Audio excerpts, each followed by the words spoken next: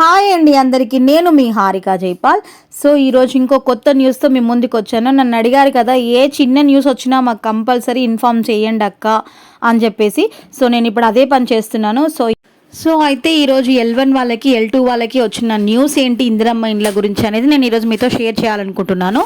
So first మ్యాటర్లోకి వెళ్తే, L1 వాళ్ళకి ఎవరైతే L1 జాబితాలో ఉన్నారో, అంటే జాగ ఉండి ఇల్లు లేకుండా ఉన్న జాబితాలో ఎవరైతే ఉన్నారో వాళ్ళకి ఆల్రెడీ January 26 రోజు కొంతమందికి అయితే పట్టాలు ఇచ్చారు. సో వాళ్ళు కంపల్సరీ March 10 లోపల బేస్మెంట్ అయితే కట్టాలి అని చెప్పేసి మన ప్రభుత్వం అయితే ఆదేశించిందనమాట. సో దానికి అందులో కూడా కొంతమందికి మళ్ళీ రీసర్వే చేసి ఇచ్చిన వాటిలో కూడా 500 అప్లికేషన్స్ని వాళ్ళు రిమూవ్ చేశారనమాట. ఆల్రెడీ L1లో ఉన్న వాళ్ళకి పట్టాలు ఇచ్చిన వాళ్ళలో కూడా. సో మీరు వెళ్ళి మీ లిస్టు ఉందా లేదా, క్యాన్సిల్ అయిందా లేదా అని L1లో ఉన్న వాళ్ళు కూడా ఒకసారి కన్ఫర్మ్ చేసుకున్నాకే పునాది తీయడం స్టార్ట్ చేయండి. సో March 10 తర్వాత మీరు ముగ్గు పోసి చేస్తాను అంటే వాళ్ళు కూడా బిల్లు కట్ చేస్తుందంట. వాళ్ళకి ఏదో ఒక రీజన్ కావాలి కదా సో లిస్ట్లో నుంచి తీసేయడానికి. సో March 10 లోపల అయితే కంపల్సరీ ముగ్గు పోసి ఉండాలి, బేస్మెంట్ కూడా స్టార్ట్ చేసి ఉండాలి అని చెప్పేసి ప్రభుత్వం నుంచి అయితే ఆర్డర్ అయితే వచ్చిందనమాట. సో బేస్మెంట్ కంప్లీట్ అయినాక 1 లక్ష ఇస్తారు. సో గోడలు లేసిన తర్వాత ఇంకో 1,25,000 ఇస్తారు. సో స్లాబ్ పూర్తయిన తర్వాత 1,75,000 ఇస్తారు. సో ఇల్లు మొత్తం కంప్లీట్ అయిన తర్వాత ఇంకొక 1 లక్ష ఇస్తారనమాట. సో ఈ L1 విడత వాళ్ళకి అమౌంట్ అయితే మీ బ్యాంక్ అకౌంట్లో పడుతుంది. సో ఇప్పుడు మనకి అమౌంట్ పడాలన్నా వాళ్ళ దగ్గర అమౌంట్ ఉందా లేదనే డౌట్ మీకు అక్కర్లేదు. సో ఈరోజు రేపు ఇంకో 1 వీక్లోనో 1000 కోట్లు ఈ వర్క్ కోసమే, ఇందిరమ్మ ఇండ్ల కోసం అయితే ఫస్ట్ రిలీజ్ చేస్తున్నారనమాట. సో అయితే ఇప్పుడు గవర్నమెంట్ జాబ్ ఉంటే ఇల్లు రాదు అని చెప్పేసి ఒక డైలమాలో అయితే ఉండిపోయారు అందరూ.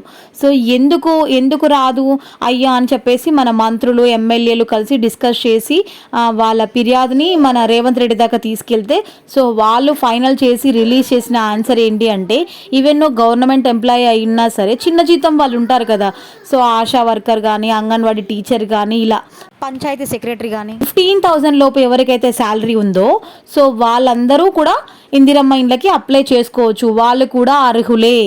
కండిషన్స్ అప్లై 15,000 లోపే ఉండాలి వాళ్ళ శాలరీ. సో వాళ్ళు కూడా అప్లై చేసుకోవచ్చు అని చెప్పింది. ఇంకా అలాగే ఇప్పుడు L2 విషయానికి వస్తే, L2లో ఎవరైతే ఉన్నారో ఇల్లు జాగా లేని వాళ్ళ కోసం కొన్ని డిస్ట్రిక్ట్స్లో, అన్ని డిస్ట్రిక్ట్స్లో డబుల్ బెడ్రూమ్స్ ఉన్నాయి. సో డిస్ట్రిక్ట్ వైజ్గా ఎక్కడెక్కడైతే ఖాళీ జాగాలు ఉన్నాయో అక్కడ కేసీఆర్ కట్టియడం అయితే జరిగింది. అవి ఇవ్వకుండా వదిలేశాడు కాబట్టి వాటిని ఇప్పుడు L2 వాళ్ళకి ఇవ్వాలనుకున్నారు కదా. సో మ్యాక్సిమం పనులన్నీ అట్లే ఆగిపోయినాయి కదా.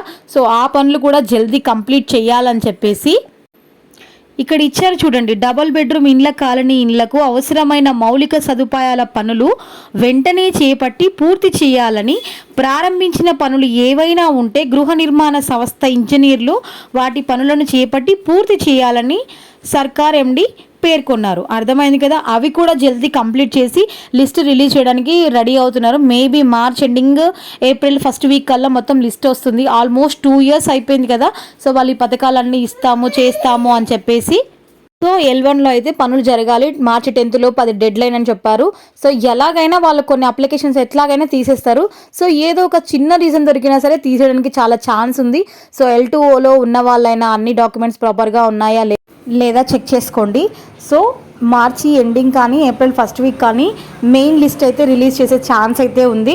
సో అందరూ టెన్షన్ పడకుండా అయితే కొంచెం పేషెన్సీతో అయితే వెయిట్ చేయండి. వీడియో నచ్చితే లైక్ చేయండి. సో కొత్తగా మన ఛానల్ ఎవరైనా చూస్తున్నట్టయితే సబ్స్క్రైబ్ చేసుకోండి. Thank you.